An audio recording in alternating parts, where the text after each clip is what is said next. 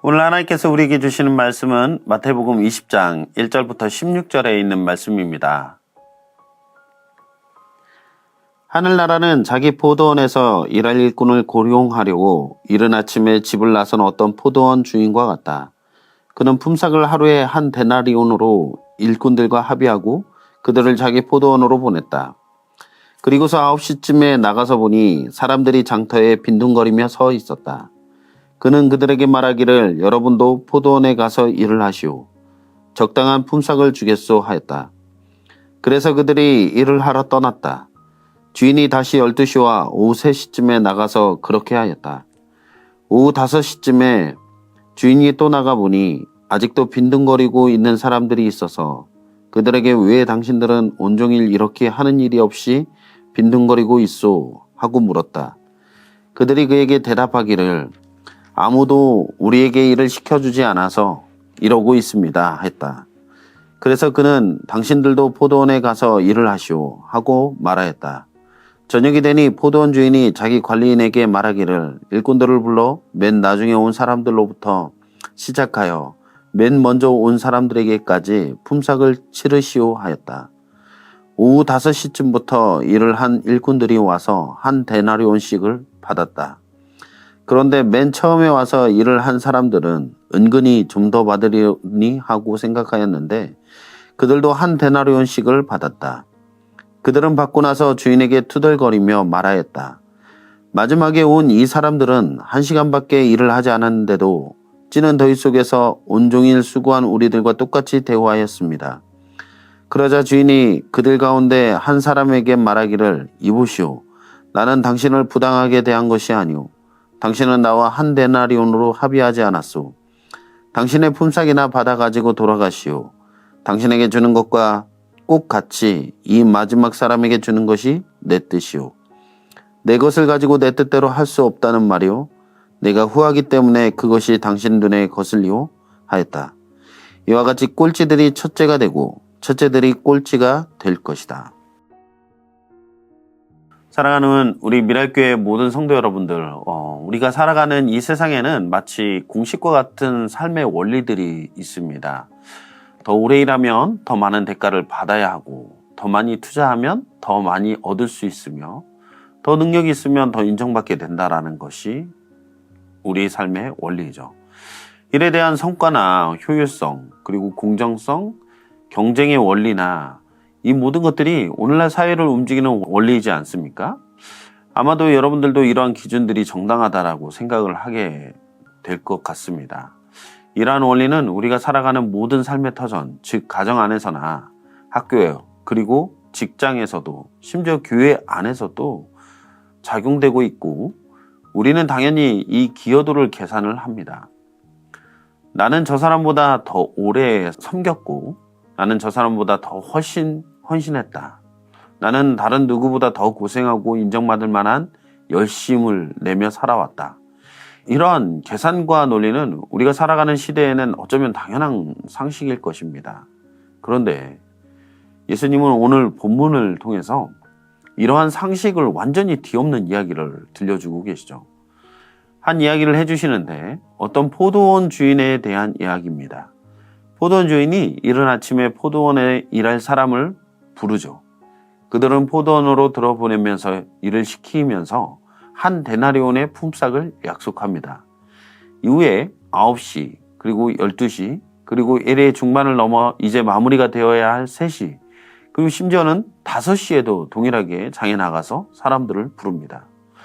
특히 오후 5시, 하루 일과가 거의 끝나갈 시간에도 사람을 부르고 있다는 것 놀랍지 않습니까?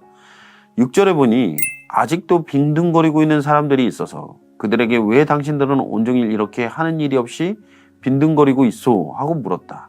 그들이 그에게 대답하기를 아무도 우리에게 일을 시켜주지 않아서 이러고 있습니다 하였다.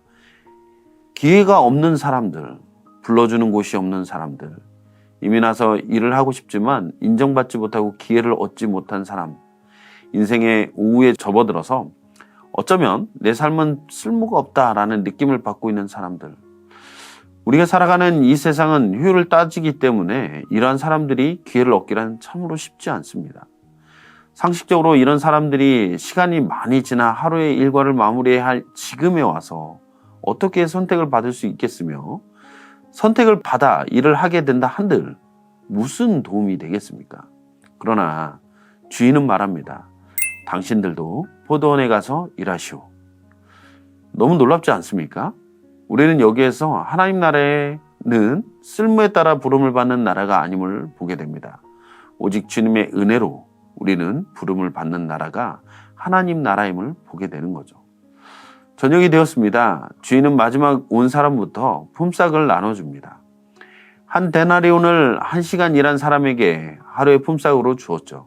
이 장면을 보고 있던 이른 아침부터 열심히 일했던 일꾼들은 마음에 은근한 그 기대감이 있었을 것 같아요. 저 사람이 한 데나리온을 받았다면 우리는 저 사람보다는 더 많이 받지 않을까? 그런데 이상하게 그들도 똑같이 한 데나리온을 주인에게 받게 됩니다. 이 지점에서 분노가 터져 나오는 거죠. 아니 왜 우리는 하루 종일 수고했는데 저 사람과 같은 금액을 받게 됩니까? 자신들의 공로를 생각해 볼 때 이건 부당한 대우라 생각이 되는 거예요. 그런데 사실 잘 생각해 보면 주인은 약속을 어기지 않았습니다. 모든 노동자들에게 한 데나리온을 주기로 약속했기 때문입니다. 약속된 금액을 주지 않은 것이 아닌데 왜 이들은 화가 났을까요? 이들은 일에 투입된 순서대로 서로의 공로를 가지고 비교를 했기 때문에 그렇습니다. 오늘날 우리의 삶 가운데 나타나는 우리의 대부분의 불만도 대부분 이러한 공로에 대한 비교에서 나오게 되지 않습니까? 왜 나는 이만큼 일하고 인정받을 만한 공로를 이렇게 끼쳤는데 저 사람은 저렇게밖에 못하면서도 인정을 받고 나와 동일한 대우를 받아야 하는가?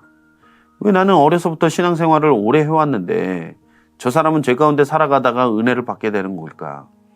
왜 나는 이렇게 애썼는데 저 사람은 저렇게 쉽게 축복을 받게 되는 건가?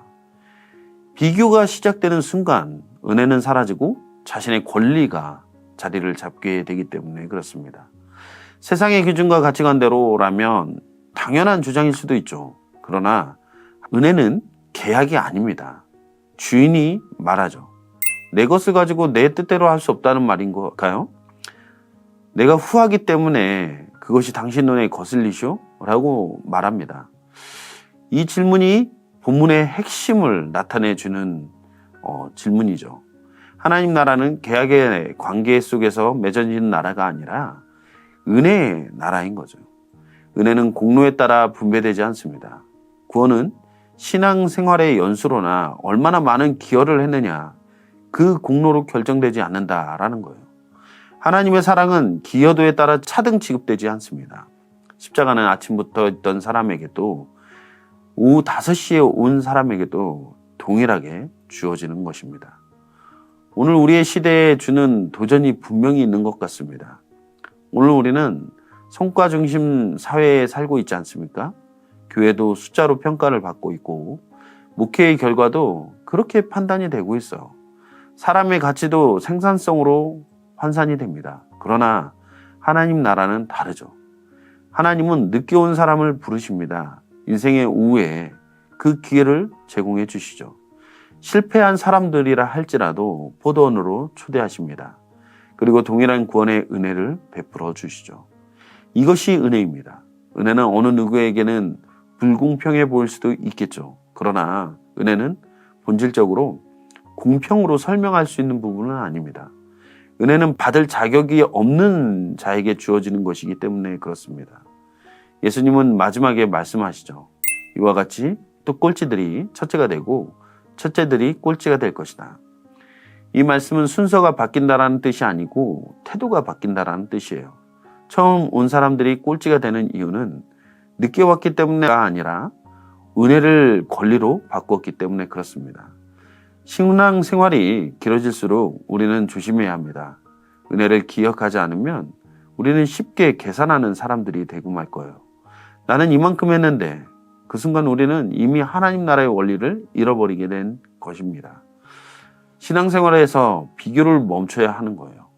하나님은 각 사람을 부르신 시간이 다릅니다. 부름의 자체에 우리는 감사해야 할 뿐입니다. 포도원에 들어왔다라는 것이 우리에게 큰 은혜이기 때문에 그렇습니다. 다른 사람의 은혜를 기뻐해야 합니다. 누군가 늦게 와서 동일한 사랑을 받는 것을 시기하지 말고 우리는 그 은혜에 찬양해야 하는 것이죠. 왜냐하면 우리 모두 결국은 5시에 부름받은 사람들이기 때문에 그렇습니다. 우리가 먼저 온 것 같지만 하나님의 시간표 속에는 우리도 은혜로 겨우 서 있는 존재들이기 때문에 그렇습니다. 만약 하나님이 정확한 계산으로 우리를 대하셨다면 우리는 주님 앞에 아무도 자신 있게 설 수 있는 사람이 없을 것입니다. 그러나 하나님은 은혜로우신 분이기 때문에, 그리고 그 은혜가 오늘 우리를 여기까지 붙들고 있기 때문에 우리는 아침에 부름 받았다 생각을 할지라도, 또 5시에 부름 받았다 할지라도 우리는 상관없죠. 중요한 것은 우리가 포도원 안에 있다라는, 구원의 은혜 가운데 있다라는 그 사실을 붙들고 살아가는 겁니다. 오늘도 하나님은 묻고 계십니다. 내가 후한 것이 내 눈에 거슬리느냐? 이 질문 앞에 우리의 계산, 우리의 원리들을 내려놓고 은혜를 붙드는 우리 모두가 되기를 간절히 소망합니다. 하나님의 나라의 원리는 성과나 공로가 아니라 은혜입니다. 그리고 그 은혜 안에 있는 우리 모든 성도님들의 삶 가운데 하나님께 감사로 나아가며 또 다른 누군가를 긍휼히 여길 수 있는 우리 모두가 되기를 간절히 소망합니다. 오늘 하루도 받은 은혜에 감사하며 믿음 안에서 살아가는 저 우리 미랄교회 모든 성도님들의 삶이 되기를 간절히 소망합니다.